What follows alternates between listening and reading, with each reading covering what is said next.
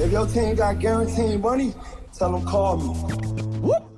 Make me say, my. I done been around the world. Yeah, I was made for this. Player Performance with J.A. Cavalier. Welcome back to another episode of Player Performance. I am J.A. Cavalier.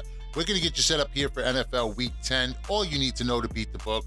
But first, let's recap Week 9 with Tessa Hall. Back it up. One more time. All right, let's see that again. Here's your NFL Week 9 recap. The Steelers had the refs in the bag. Questionable calls all night lead to a loss for the Bears. Now, Derrick Henry won't be an issue for Tennessee after hammering the Rams. Maybe Kyler Murray is overrated because Colt McCoy led the Cards to a 31-burger and win over San Fran. Jordan Love didn't love his debut or his mom's seats at Arrowhead against KC. In the Garbage Bowl, the Dolphins hardly knocked off the Texans. A bolt of luck helped the Chargers slide by the Eagles in Philly. Mike White looked like a sheet early against Indy and couldn't follow up on the legendary performance. The Raiders have so many issues. It really isn't a joking matter. Losing to the Giants is, though.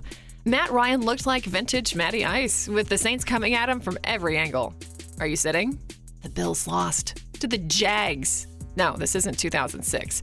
Baker is free of OBJ, and his passing game went right through the roof to tank Burrow's Bengals. This week, the Panthers submitted their 2-week notice from the league after another loss.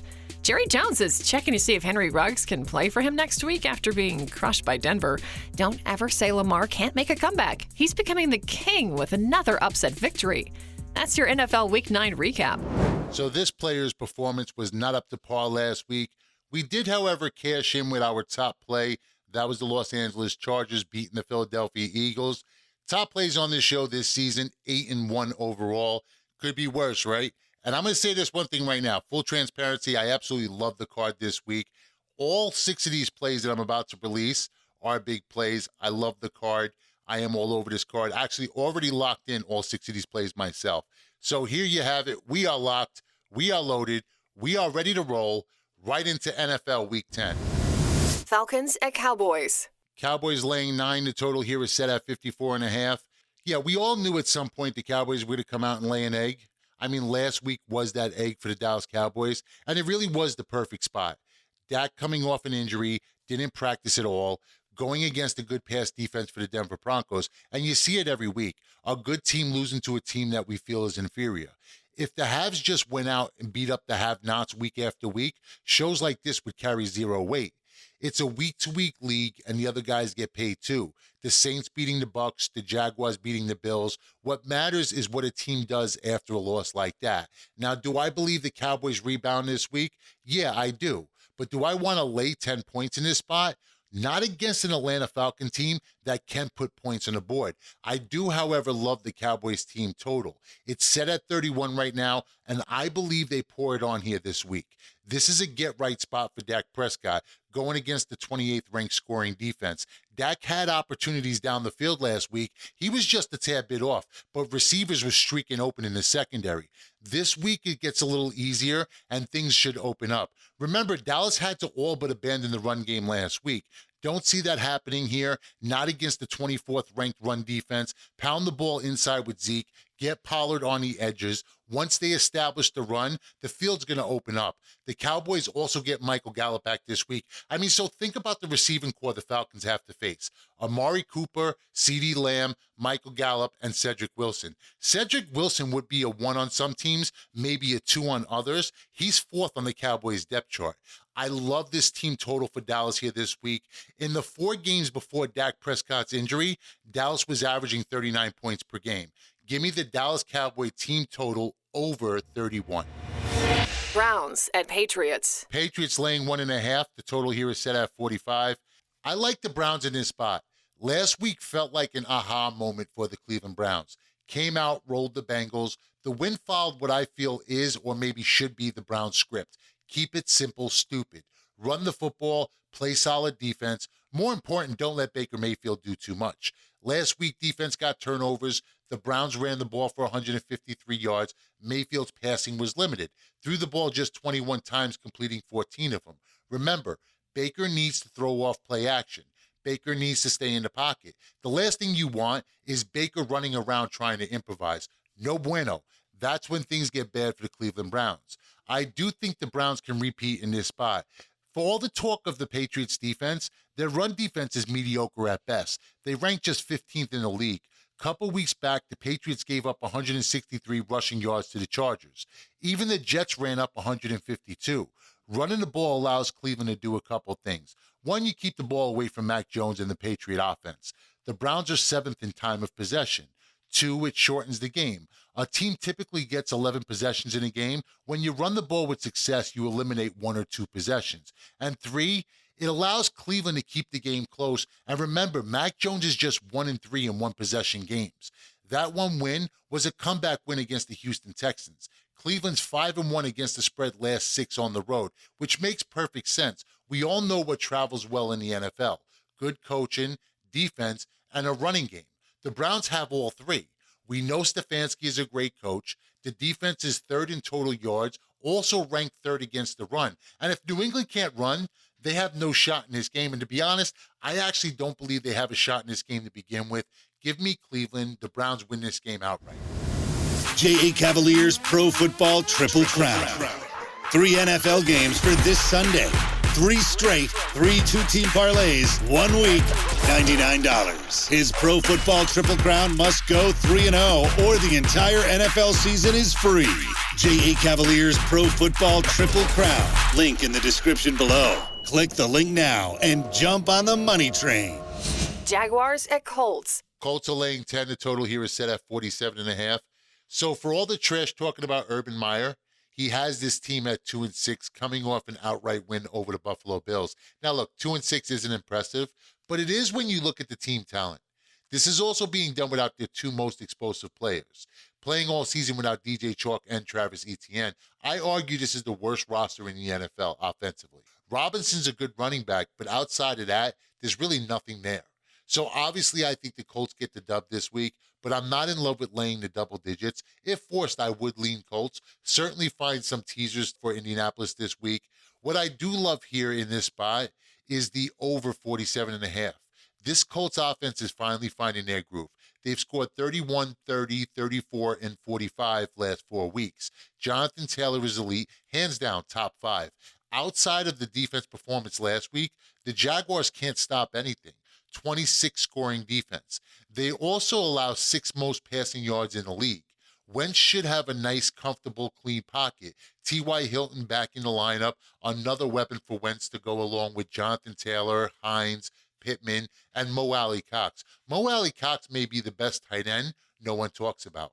Colts should easily hit 30 in this spot. I can certainly see Jaguars adding another 20. Jacksonville will have opportunities down the field. The Colts secondary is bad. At full strength. But Blackman's out. Xavier Rhodes questionable. They allow 260 yards per game through the air. In the last 2 games, 7 passing touchdowns.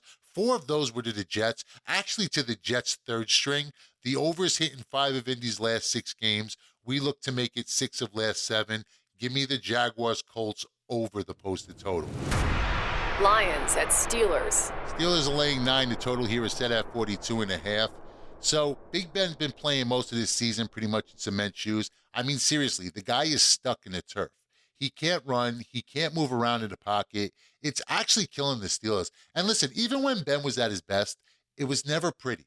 But what made him so good, he was impossible to bring down. He bought time for his receivers to get open down the field. And he had the arm strength to launch these bombs. But the arm strength's no longer there, and he just drops to the turf whenever he feels pressure. Roethlisberger has played one too many downs in the NFL. It's time for him to hang it up. It's actually sad. It's like watching a great fighter who's taken one too many hits. I can't help but lean Detroit in this spot. Pittsburgh barely beat a bad Chicago team on Monday night. Are the Lions really that much worse? Are they that far off from Chicago?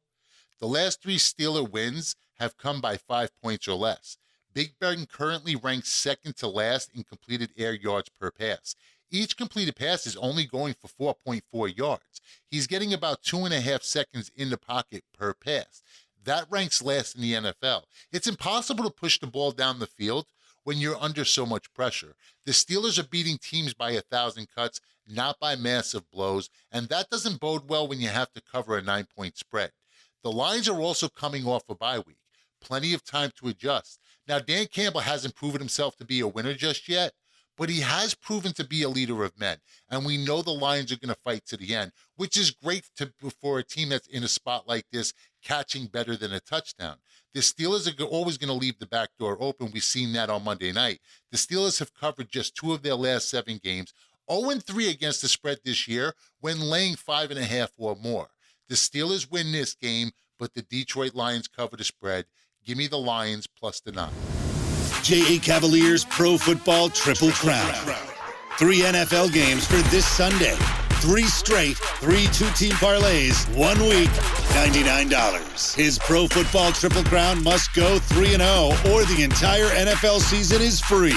J.A. Cavaliers Pro Football Triple Crown. Link in the description below. Click the link now and jump on the money train. Eagles at Broncos. Broncos are laying 2.5. The total here is set at 44.5. So someone's going to have to explain this line to me. In Dallas, Denver not only beats the Cowboys, but dominated both sides of the ball. The Eagles lose at home, and somehow the line is only 2.5.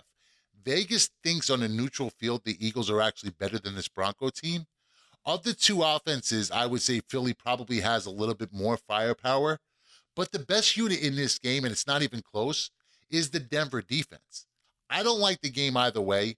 Would probably lean Broncos money line. What I do like in this game is under the posted total. I'm going under the 45.5. Denver's 30 points against Dallas last week. It's not going to happen again. It's the exception, not the rule. That's just not how the Broncos' offense is built. In the Broncos' previous 5 games, they've scored 17, 14, 24, 19, and 7 points. Denver is a dink and dunk offense. And who better to dink and dunk than Teddy Bridgewater, right? The Eagles aren't an offensive powerhouse either.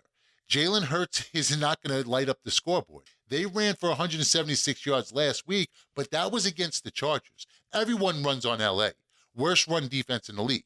Not going to be so easy this week against the 6th best run defense. If they can't run, they struggle to move the ball. Jalen Hurts may be the worst pocket passing quarterback I've ever seen. Now, I'm not saying he's the worst quarterback I've ever seen. I actually like Hurts. I'm talking about standing in the pocket, picking apart a defense, making plays down the field. Hurts can't do it. Couldn't do it at Bama, couldn't do it at Oklahoma, and he's not doing it now that he's in Philly. And that's what he's going to be forced to do to move the ball this weekend. And I just don't see it happening. 2 weak offenses, 1 very good defense. Give me the under. Way under the posted total of 44.5. Vikings at Chargers. The Chargers are laying 3. The total here is set at 53.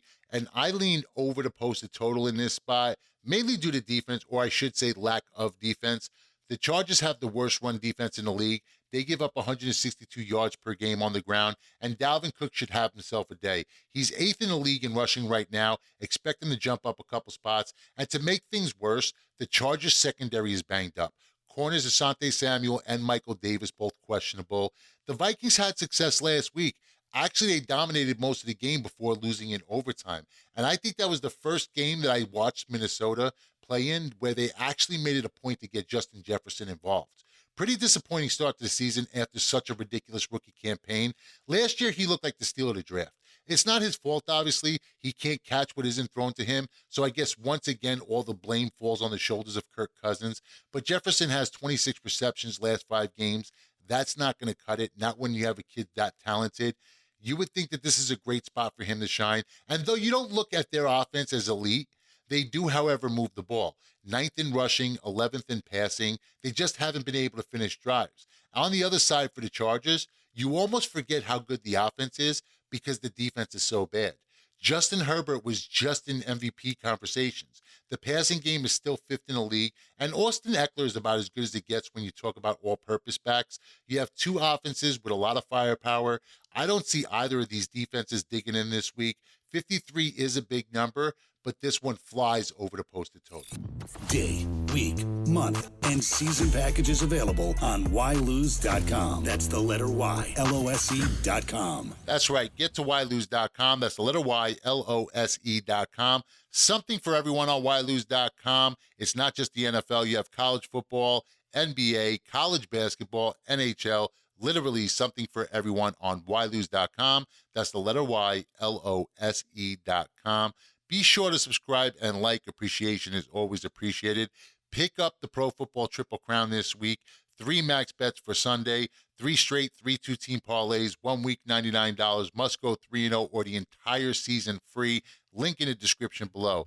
Well, that's it for NFL Week 10. I will see you guys back here next week with NFL Week 11. All you need to know to beat the books. I am Cavalier. See you guys back here next week. But until then, remember that with your heads, not above it. Day, week, month, and season packages available on whylose.com. That's the letter Y, LOSE.com.